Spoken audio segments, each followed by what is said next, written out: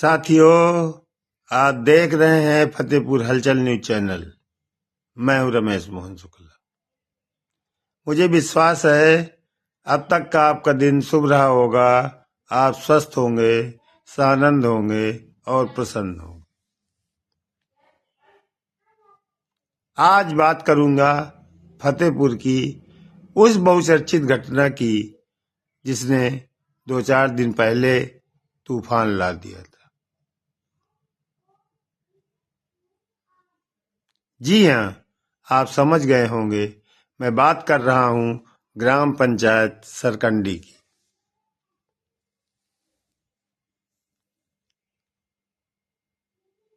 सरकंडी की ग्राम पंचायत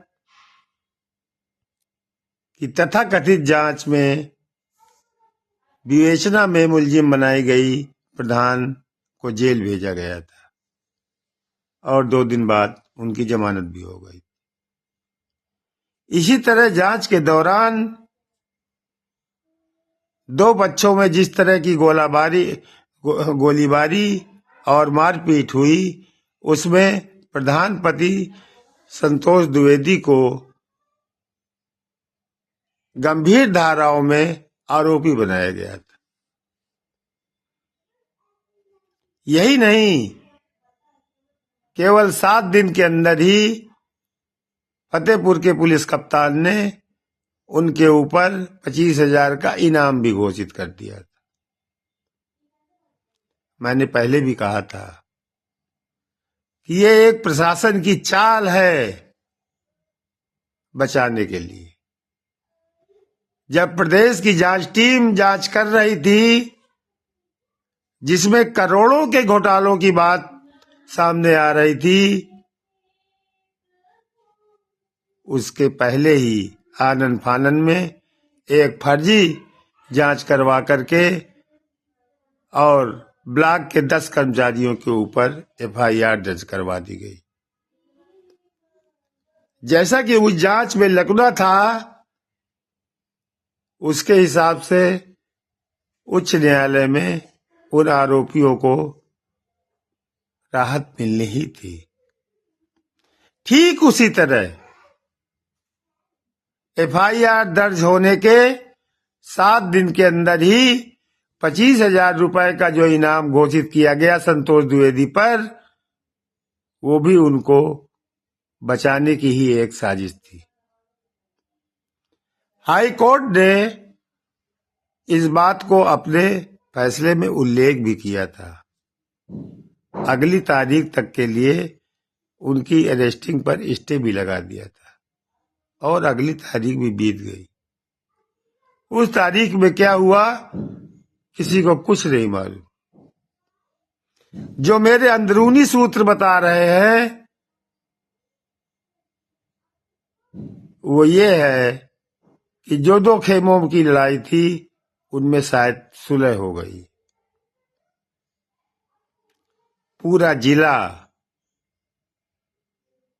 लगभग जो सक्रिय राजनीति में है, थोड़ा भी सामाजिक जीवन में है, उसको पता है कि संतोष द्विवेदी के फेवर में योगी मंत्रिमंडल के एक महत्वपूर्ण मंत्री का हाथ उनके साथ है। कैसे कुछ उनका हो सकता है? लेकिन जरा सोचिए, उन सरकंडी गांव के हजारों उन गरीबों का, जिन्होंने जांच दल के सामने ये बयान दिया था कि हमको आवाज देने के लिए 20 से 25,000 रुपए देने पड़े, अब उनका क्या होगा? क्या कोई उनकी सुरक्षा करने वाला है?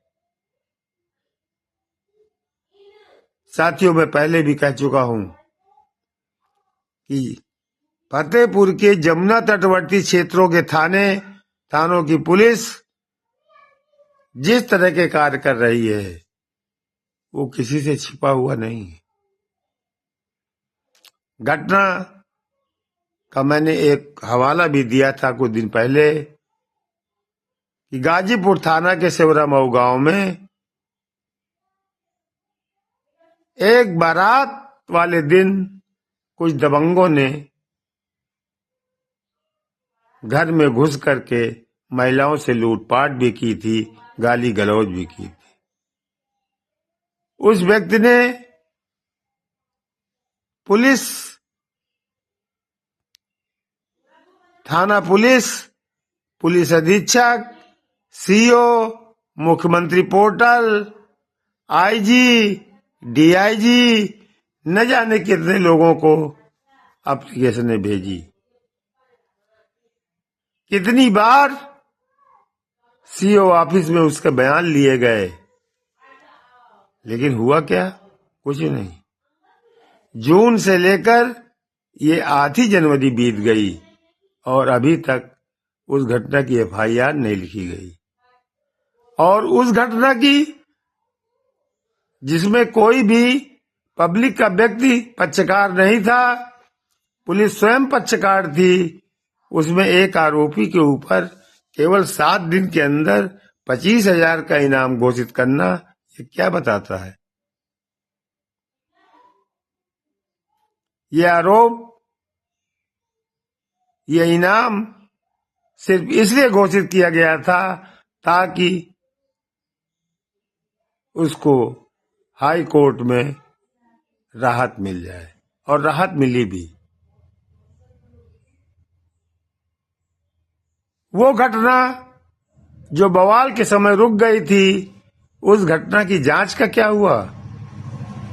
दोबारा जांच हुई अथवा नहीं? ग्राम विकास आयुक्त के यहां से 2 अपर आयुक्त जांच करने के लिए आए थे। उस जांच रिपोर्ट का क्या हुआ?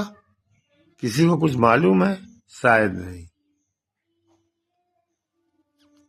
जब इस देश में बड़े बड़े अपराध छिप जाते हैं तो ग्राम पंचायत सरकंडी की भ्रष्टाचार की जांच छिपना कोई बहुत बड़ी बात नहीं। साथियों,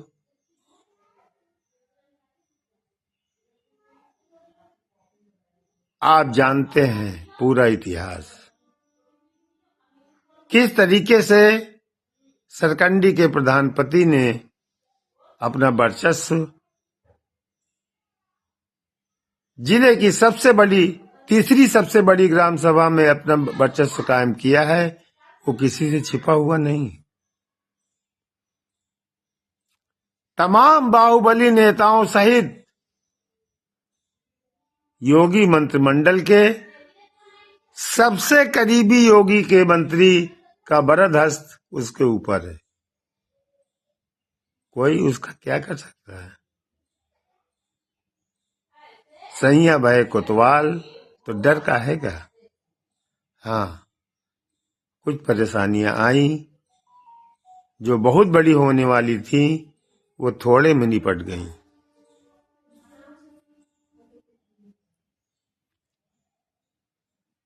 कैसे कोई रुकेगा भ्रष्टाचार करने से?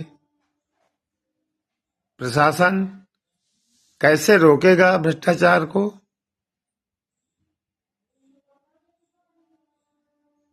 ये समझ के बाहर है।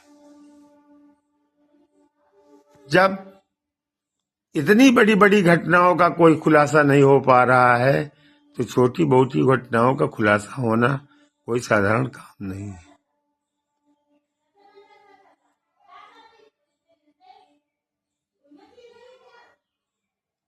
आप देख रहे हैं फतेहपुर हलचल न्यूज चैनल और मैं हूं रमेश बोंस। जय हिंद, जय भारत, जय संविधान।